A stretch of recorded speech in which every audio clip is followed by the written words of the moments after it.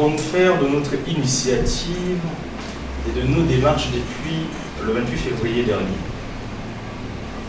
Pour nous, collectif Appel à agir, la réponse se résume en un triple constat. 1. Contrairement au rodomontage du pouvoir, Ali Bongo n'est plus en capacité de diriger le pays. 2. À l'opposé de leurs déclarations, les institutions ont peur de jouer leur rôle. 3. Malgré leur dénégation, le Gabon ressemble de plus en plus à un État de non-droit. Nous le disons en pensant aux images que chacun de vous a pu voir les 16 et 17 août derniers, mais aussi à toutes les manœuvres auxquelles s'est livré le pouvoir pour empêcher à la justice d'ordonner une expertise médicale sur la personne d'Ali Bongo. Nous le disons aussi en pensant au silence que le Premier ministre, que la présidente de la Cour constitutionnelle, la présidente du Sénat et le président de l'Assemblée nationale ont observé quand nous les avons saisis. Nous le disons enfin en pensant au spectacle avilissant auquel s'est livré notre appareil judiciaire. Pour nous, collectif Appel à agir. La transparence et la responsabilité doivent être au cœur de l'action publique. Nous l'avons dit et redit lors de nos rencontres avec nos compatriotes que nous avons visités durant nos causeries. N'en déplaise au pouvoir établi, nous allons continuer d'exiger que toute la lumière soit faite sur les réelles capacités physiques et cognitives d'Ali Bongo, mais également sur l'identité du donneur d'ordre au sommet de l'État. Nous allons continuer à poser la même question: qui dirige le Gabon? Comme beaucoup d'entre vous, nous sommes convaincus que les décisions annoncées depuis maintenant 10 mois ne sont pas d'Ali Bongo. Nous avons le mauvais pressentiment qu'à l'imposture s'est ajoutée une usurpation de pouvoir et de responsabilité. Voilà pourquoi nous exigeons la vérité sur l'état de santé d'Ali Bongo. Le Gabon se veut être une république. Et la république, c'est la chose publique, l'intérêt général, l'intérêt de tous, donc de chacun. Le président de la République est la clé de voûte de nos institutions. La Constitution lui confère de manière exclusive et personnelle la direction du pays. Il dispose pour le faire d'une capacité juridique d'incitation et d'une puissance d'action qui nécessite une infaillible lucidité, un sens élevé de la responsabilité, une capacité effective d'anticipation sur les conséquences des décisions à prendre. Il doit, en tout instant, être en pleine possession de ses moyens intellectuels. C'est ce qui justifie l'exigence de l'avis d'une commission médicale dans le dossier des candidats à cette fonction suprême. Notre demande d'expertise médicale se fonde sur cette exigence républicaine. Elle procède de notre détermination à placer la République et le Gabon au-dessus de tout et de tous. Au-dessus également d'abjectes considérations personnelles et matérielles. En tant que citoyen, il est de notre responsabilité de défendre la Constitution, la République et l'État de droit. Pour la République et pour notre pays, nous ne désarmons pas. Que ceux qui ont œuvré à instrumentaliser et ridiculiser notre justice à la face du monde se rassure. Nous userons de toutes les voies de droit au plan national et international, ainsi que des moyens politiques en notre possession pour faire triompher la vérité sur les capacités physiques et cognitives d'Ali Bongo. Les événements de ces derniers jours ont renforcé notre conviction et celle de l'opinion nationale et internationale sur l'incapacité d'Ali Bongo à continuer à assumer les devoirs de sa charge. À nos compatriotes,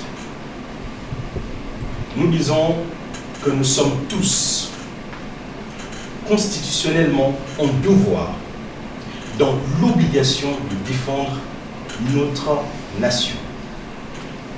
Cette défense s'entend non seulement vis-à-vis des agressions extérieures, mais aussi lorsque le pays est agressé de l'intérieur. Elle s'entend également contre tout ce qui peut menacer l'ordonnancement institutionnel de notre pays. Au Premier ministre, à la présidente de la Cour constitutionnelle, à la présidente du Sénat et au président de l'Assemblée nationale, nous rappelons solennellement la responsabilité de chacun devant les hommes et devant l'histoire. Pour le Gabon, nous restons debout et mobilisés. Nous exhortons chaque Gabonaise et chaque Gabonais à prendre sa part à cette bataille pour le triomphe de la République et de l'État de droit. Nous vous remercions. À écouter votre propos liminaire, on a comme l'impression que vous constatez l'échec de votre démarche, du moins sur le plan judiciaire. La question, pas la question, mais déjà, on voudrait que vous puissiez revenir sur ce feuilleton qui, pendant plusieurs semaines, a entretenu le débat sur la place publique. Comment est-on arrivé à un échec par rapport à la démarche que vous avez menée auprès du tribunal? Justice. Notre saisine de la justice visait simplement à faire éclater la vérité sur la situation réelle de M. Ali Bongo. Elle visait à faire toute la lumière sur ses capacités physiques et cognitives. Nous pensons bien qu'aujourd'hui, chacun d'entre vous est convaincu qu'Ali Bongo n'est plus en capacité. Tout ce qui s'est déroulé là a conforté notre opinion. Tout ce qui s'est déroulé là a confirmé ce que nous présentions, à savoir qu'Ali Bongo n'est plus en capacité. Il vous souviendra que l'avocat d'Ali Bongo avait dit sur Radio France Internationale qu'il ferait tout pour empêcher la tenue de cette audience. Il vous souviendra aussi qu'il avait dit sur France 24 que nous irions à la Cour d'appel simplement pour constater que la Cour de cassation avait ordonné à la Cour d'appel de se dessaisir. Et c'est exactement ce qui s'est passé. Si M. Ali Bongo était réellement en capacité, les avocats de M. Ali Bongo ne se seraient pas démenés pour empêcher à la justice de faire son travail. Ils ont empêché à la justice de faire son travail. Ils se sont immiscés de manière brutale dans le travail de l'appareil judiciaire. Ça pose donc plusieurs problèmes. Ça pose le problème de l'indépendance de la magistrature, ça pose le problème de la liberté du juge, ça pose le problème de l'indépendance des juridictions, ça pose aussi le problème de l'état de droit au Gabon. En tout état de cause, il faut bien pouvoir vous dire, puisque vous parlez de démarche judiciaire, que notre démarche n'était pas une démarche accusatoire. Contrairement à tout ce que les avocats d'Ali Bongo ont voulu déployer comme argument, nous n'étions pas dans une démarche accusatoire. Il ne s'agissait pas d'un procès accusatoire. Ils ont convoqué le statut juridictionnel de M. Ali Bongo à tort.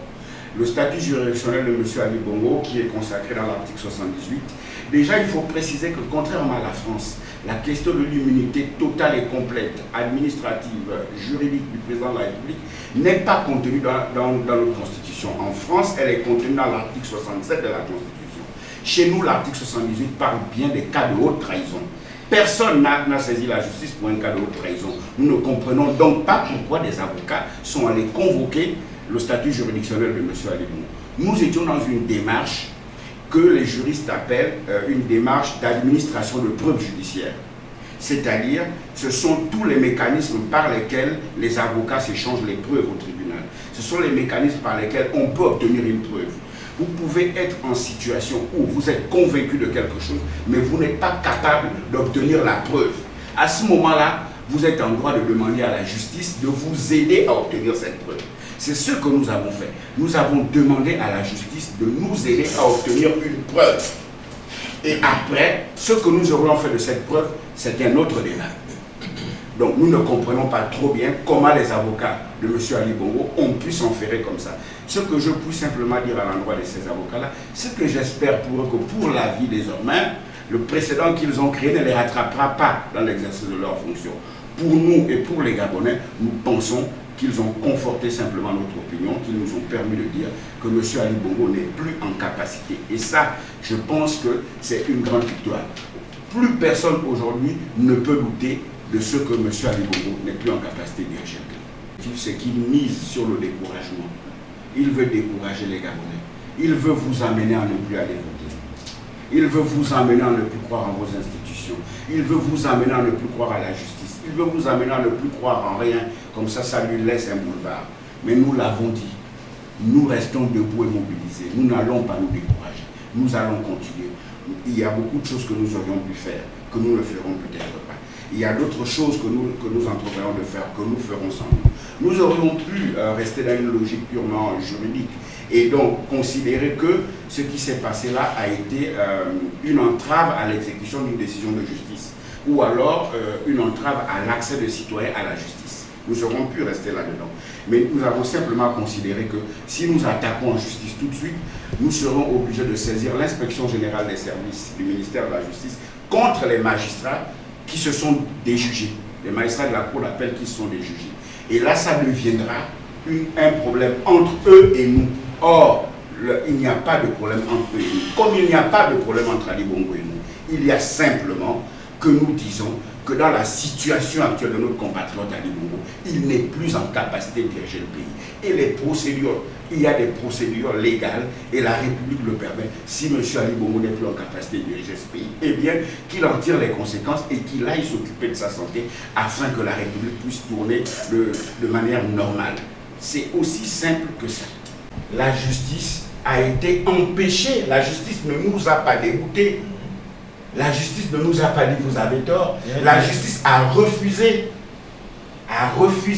ne nous a même pas dégoûtés. En première instance, nous avions été dégoûtés. Nous sommes allés en appel. La Cour d'appel ne nous a pas dégoûtés. On a empêché à la Cour d'appel de faire son travail. On a ridiculisé la Cour d'appel. Le pouvoir politique s'est immiscé dans le travail avec l'onction d'une autre juridiction qui est la Cour de cassation. Donc, la justice gabonaise, il n'y a pas d'échec. Voilà. Donc, du point de vue judiciaire, il n'y a pas d'échec. Dès lors que vous imaginez que la Cour d'appel et la Cour de cassation se sont donnés en spectacle à la face du monde, la Cour d'appel et la Cour de cassation du Gabon, ça conforte notre conviction de départ. C'est ce que je dis. La réponse indirecte que nous avons, c'est que M. Ali Bongo n'est plus en capacité de gérer le pays. L'autre question, c'est qui dirige le Gabon? Qui dirige le Gabon? Je ne donnerai pas la réponse sur qui dirige le Gabon. Parce que ce serait faire de la publicité à des gens qui n'en valent pas la peine. Je ne ferai pas la publicité des gens qui ne représentent rien sur le plan des institutions de notre pays. Qui pourtant dirige? Oui, ils sont en possession du pouvoir d'État, usurpé. Pour moi, ils ne sont pas des gens qu'on devrait citer quand on parle des choses sérieuses. Donc, moi, je pense qu'aujourd'hui, nous avons, tous les Gabonais ont compris par notre démarche que Ali Bongo n'est plus en capacité, par l'obstruction de la justice qu'il y a eu, qu'Ali Bongo n'est plus en capacité de gérer ce pays. Et qu'il y a une nébuleuse qui est faite de plusieurs personnes qui gèrent notre pays et qui prend des décisions en lieu et place de M. Ali Bongo. Voilà la réponse. Et cette réponse, je crois que tous les Gabonais l'ont. On s'est donné un spectacle dans les télévisions internationales ces derniers jours. Tout le monde a cette réponse. Voilà la réponse. Ce n'est pas un échec d'appel à agir. Nous avons atteint nos objectifs et nous allons continuer. S'ils pensent que nous allons les décourager, ce temps, nous avons plus d'un tour dans notre sac. La question qui se pose alors, c'est au peuple gabonais de prendre. C'est pour cela que nous avons appelé à agir. Madame Akoli a agi. Elle a répondu. La presse, vous devez agir. Parce que nous sommes tous conscients aujourd'hui que notre pays est dirigé par des gens qui ne sont pas légitimes, qui n'étaient pas déjà légitimes, mais qui ne sont même pas légaux. Voilà. Donc c'est ça notre problème. Nous, notre rôle, c'est le rôle d'éveil des consciences. Et nous avons fait plus que notre travail. J'ai entendu tout à l'heure que des gens qui pensent que nous sommes là pour essayer de nous positionner pour je ne sais quel... D'abord, nous avons tous les droits de tous les citoyens gabonais. S'il y a des gens qui craignent de le dire, nous ne créons pas de le dire. Nous avons tous les droits que tous les autres citoyens gabonais. S'il y en a qui ont pu se présenter à des présidents de la République, nous aussi nous avons des hommes capables de se présenter à la présidence. Ce n'est pas notre objectif. Et le jour où, si ça doit arriver, nous n'aurons pas peur de le dire. Ce n'est pas notre objectif. On essaie de nous caler, de nous amener sur des trucs réducteurs. Nous ne sommes pas là-dedans. Nous avons pris un engagement citoyen. Et cet engagement citoyen, nous allons le mener jusqu'au bout. Que personne ne compte sur notre découragement. Nous allons le mener jusqu'au bout. Alors, il faut regarder le factuel. Sur ce qui fonde notre conviction. Depuis le mois d'octobre 2018, il y a eu, n'est-ce pas, des événements internationaux. Notre pays n'a pas été représenté à aucun moment par la plus haute autorité du pays. Donc il y a une absence, n'est-ce pas, dans la diplomatie internationale. Nous ne sommes plus présents. Il y a un certain nombre d'enjeux. Alors je vois bien que quelques personnalités effectivement de la sous-région rendent visite à Ali Bongo. Oui, mais ce n'est pas suffisant.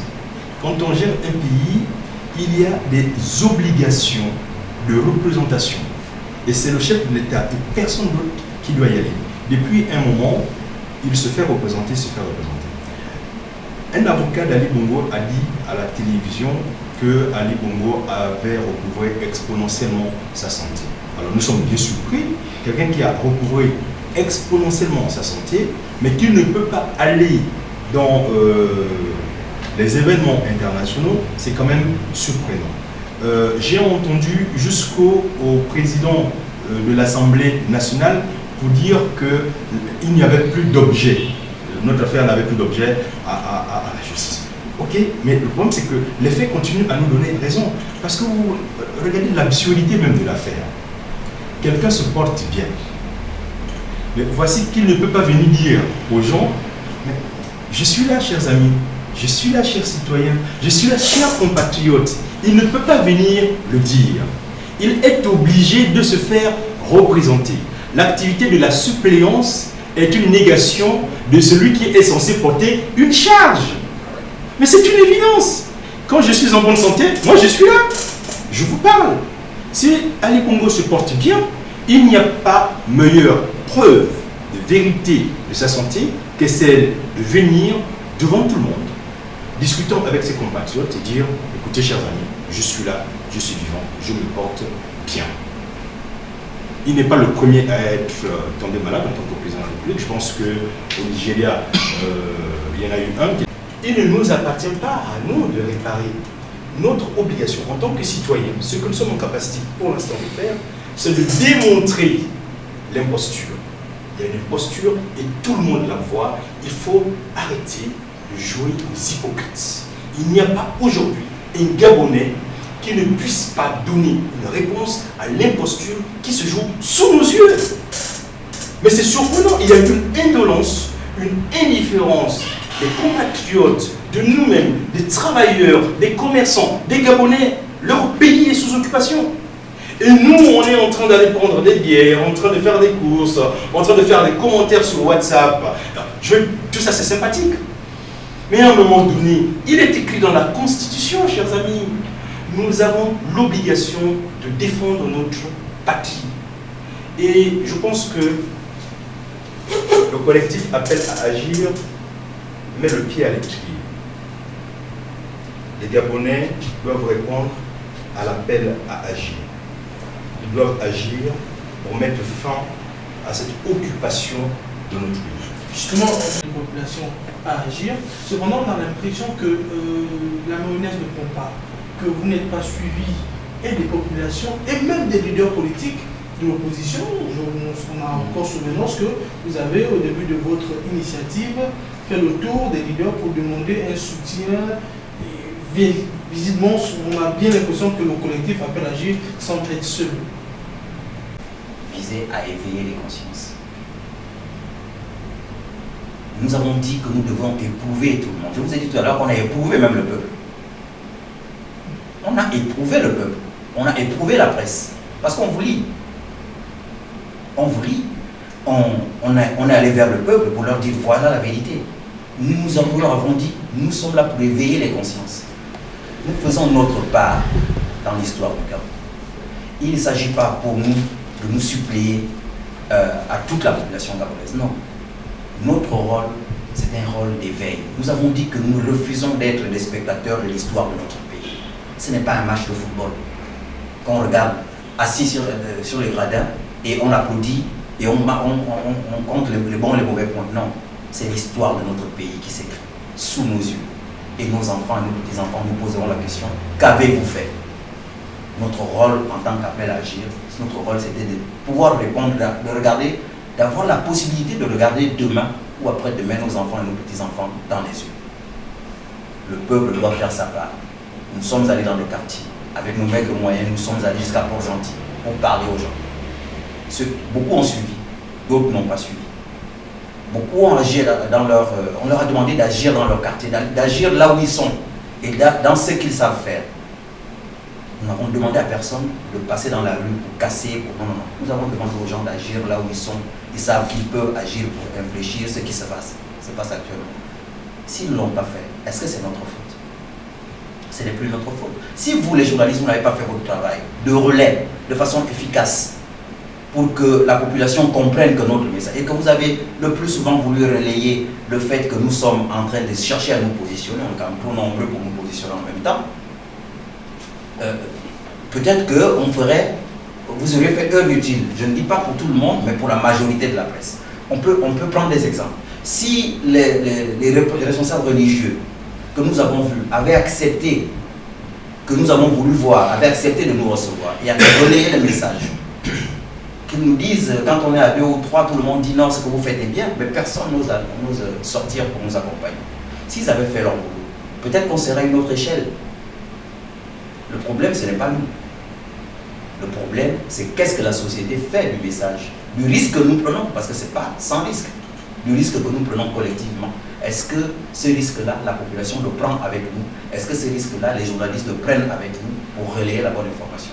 Notre travail, je dis, tous nos objectifs sont atteints. Aujourd'hui, plus qu'hier, la question de la capacité de M. Ali Bongo à assumer ou pas les charges de sa fonction est claire dans la tête de tous les Gabonais. Et c'est grâce au mouvement Appel à Agir.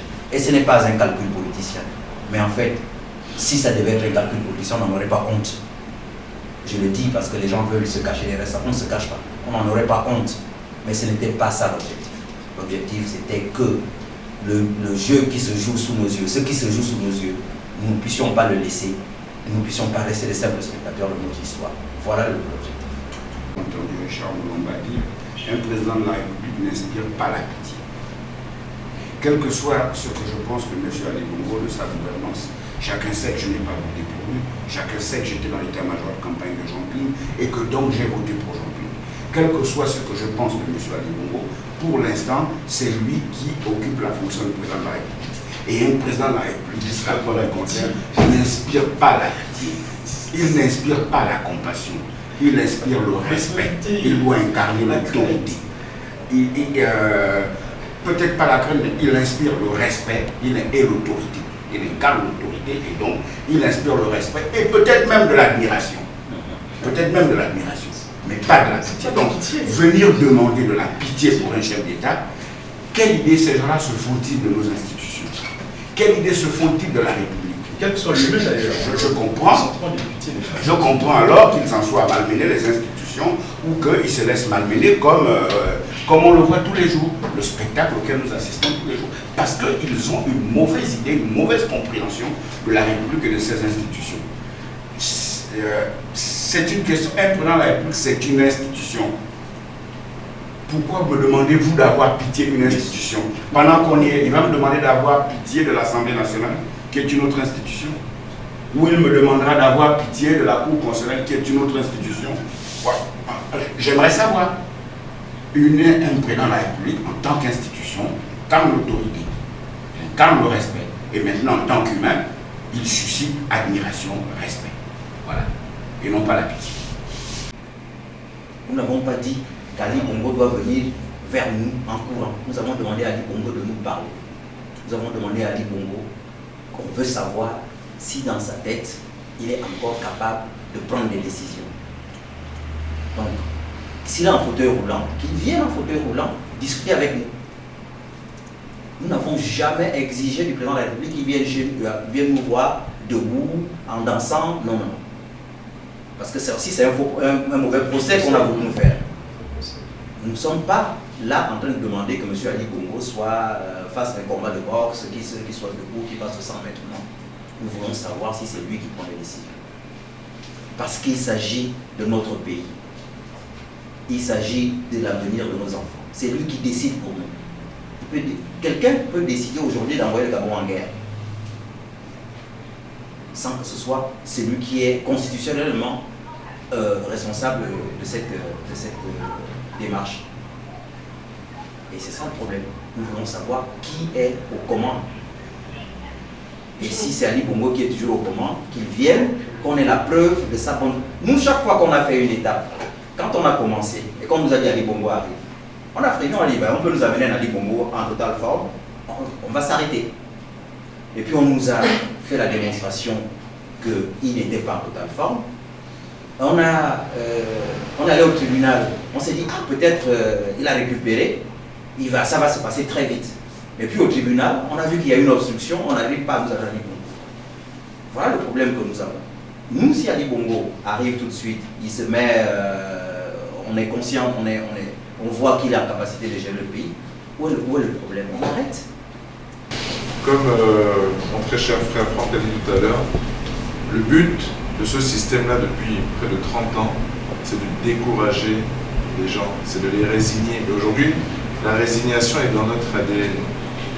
Et même au regard de certaines questions que vous posez, M. Orca, je vous sais très brillant dans votre domaine, c'est une question qui pour moi me choquerait de l'entendre par exemple ailleurs, on va dire dans les vraies démocraties. Quelle est la suite de vos actions pour les auditeurs? Mais comme je l'ai dit, ce n'est pas un film, c'est quelque chose de très sérieux ce que nous faisons. Et aujourd'hui, je pense que contrairement à ce que vous disiez tout à l'heure, nous n'avons pas commis d'échec. Nous avons un résultat. Nous savons très bien que M. Ali Bongo ne gouverne plus ce pays. Et nous devons tous nous mobiliser pour faire stopper cette imposture qui nous coûte excessivement cher. Voilà.